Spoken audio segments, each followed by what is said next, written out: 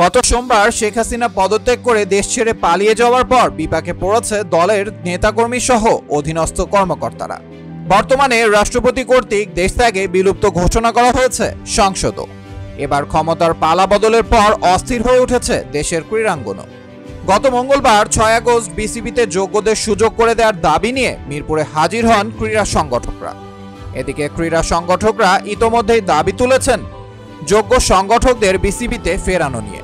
জানা যায়, গা বাঁচাতে অনেকে মুখোশ পাল্টে ফেলার চেষ্টা করছেন, যার শুরুটা করেছেন বিসিবির সাবেক 2 নির্বাচক এবং বোর্ড কর্মকর্তা মিনহাজুল আবেদিন নান্নু এবং হাবিবুল বাশার সুমন। এ প্রসঙ্গে গণমাধ্যমকে নান্নু বলেন, বিসিবিতে সুশাসন চান তিনি, যার মাধ্যমে দেশের ক্রিকেটকে এগিয়ে নিতে পারেন। এছাড়া দেশের ক্রীড়ার মান উন্নয়ন নিয়েও বলেন তিনি। অন্যদিকে বাশার বলেন, বাংলাদেশ ক্রিকেটকে অনেক দূর এগিয়ে নিতে হবে, এটা আমাদের স্বপ্ন। এ লক্ষ্যে সফল করার উদ্দেশ্যে কাজ করে যাচ্ছেন তিনি।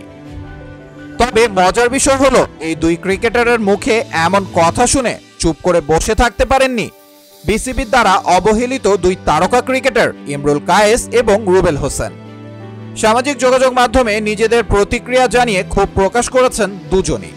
ইমরুল কায়েসের পর এবার আওয়াজ তুলেছেন জাতীয় দলের ক্রিকেটার রুবেল হোসেনও। নিজের ভেরিফাইড ফেসবুকে এক পোস্টে রুবেল লিখেছেন, গত কয়েক বছরে দেশের ক্রিকেটকে ধ্বংস করার নেপথ্যে থাকা ব্যক্তিরা দেখলাম বলতেছে দেশে সুশাসন চায়, যা শুনে অবাক হতে হয়।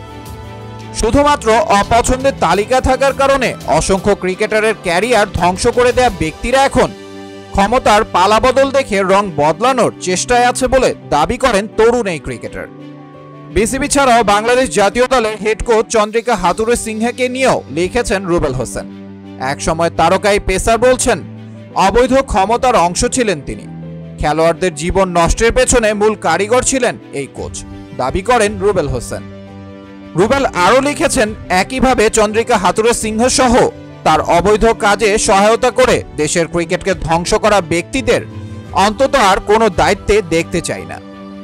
অন্যদিকে বিসিবির কঠোর সমালোচনা করেছেন আরেক ক্রিকেটার ইমরুল কায়েস। তিনিও এক পোস্টে লিখেছেন, স্বাধীন বাংলাদেশে আশা করি সবাই ভালো আছেন।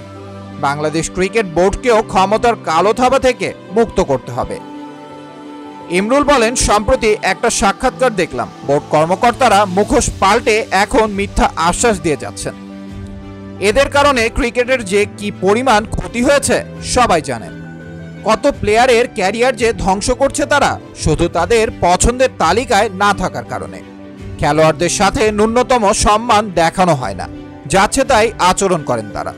তিনি আরো বলেন, বোর্ডের প্রতি তার অনুরোধ, আপনারা যথেষ্ট করেছেন, দেশের ক্রিকেটকে দেওয়ার আপনাদের আর কিছুই নেই। তারুণ্যের হাতে ছেড়ে দিন ক্রিকেটের ভবিষ্যৎ, তারাই এগিয়ে নিয়ে যাবে।